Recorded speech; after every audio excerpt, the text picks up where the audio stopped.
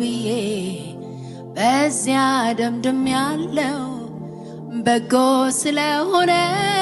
ለኔ የምታስበው ይሁን ያልከው ብዬ በዚያ ደምድም ያለው በጎ ስለሆነ ለኔ የምታስበው ሐሳብ ጥልቅ ዕቅድ የተለቀ ከሰፈሬ ርቆ ከሰማይ የላቀ ይሁን ያልከው ብዬ በዚያ ደምድም ያለው በጎ ስለሆነ ለኔ የምታስበው ይሁን ያልከው ብዬ